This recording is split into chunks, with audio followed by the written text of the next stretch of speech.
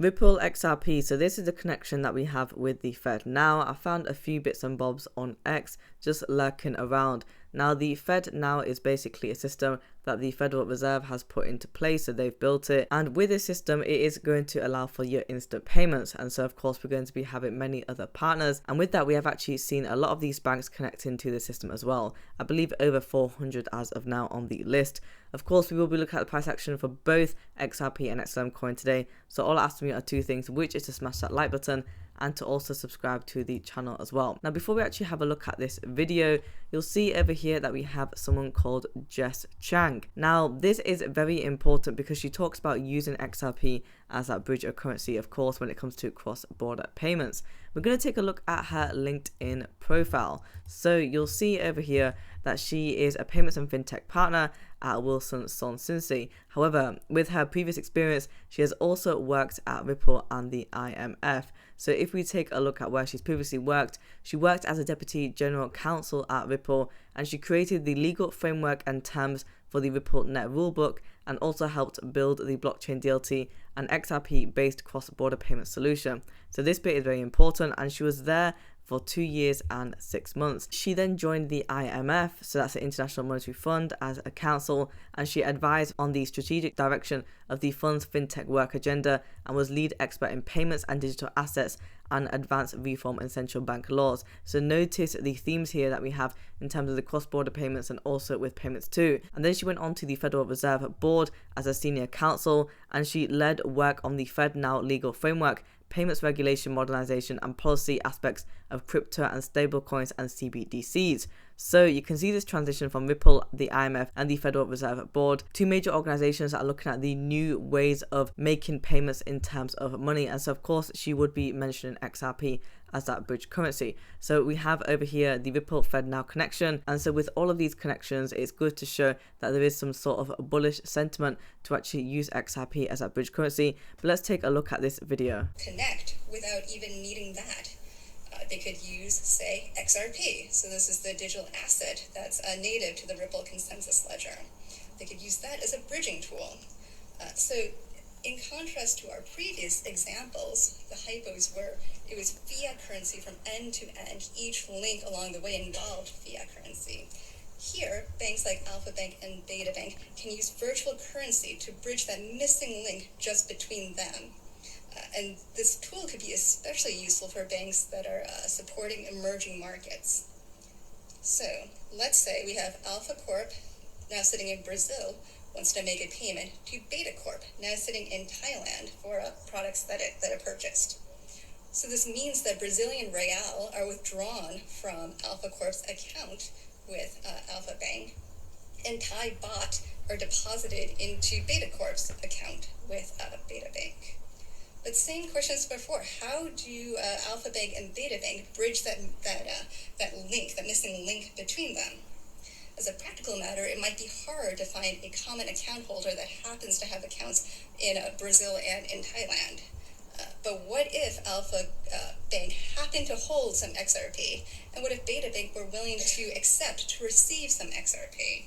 And this is definitely the issue that we keep coming across time and time again when it comes to cross-border payments. And of course with XRP, the way that we're going to be able to see the value increase is when we see that adoption. So when these financial institutions will actually be holding on to XRP, that is what will really drive up the price. Over here we have from MetaMan, should Ripple burn half of its XRP supply? Now these are the final results that came in just 2 days ago. Now 32.6% said yes, 47.3% said no, and 20.1% said don't care when moon. Now if I were able to vote on this, I would definitely be saying no.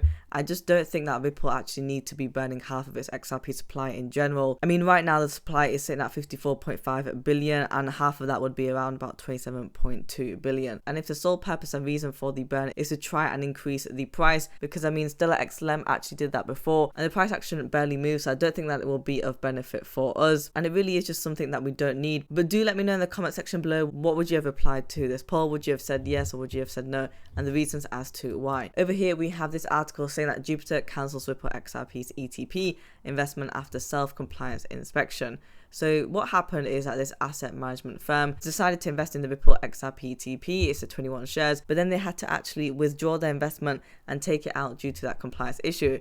So they did actually purchase $2.57 million in the ETP in the first half of 2023. However, apparently it was an oversight process, which the compliance team actually found out, and they had to cancel it. And the reason as to why they cancelled it is because the Irish authorities do not allow crypto exposure in funds governed under UCITS. So basically they did invest into that ETP, and they very much made that intention, of course, so it looks like as if they were attracted to the Ripple XRP investment. However, they were not able to hold it. So what does this show? Well, it means that when we are able to bring that compliance forward, and Monica Long has also said this as well, who is the president of Ripple, we will be able to have that breakthrough. And so I am assuming that Jupiter will more than likely get back into that 21 shares Ripple XRP ETP when we have that compliance coming in.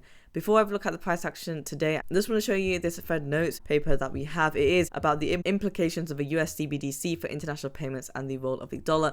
Now, so far when it comes to the US, we know that in terms of the CBDCs, some are for it and some are against. So we really are unsure whether a CBDC will be coming out in the near future. I mean, maybe it might take a while compared with other regions, for example, with Europe. But we have over here the challenges for cross-border payments, saying that cross-border payment systems, including those based in the US, are more expensive and slower than domestic payments due to various frictions, many of which are the result of policy choices rather than technological barriers. So it's not actually the technology that's letting us down, it is the policies.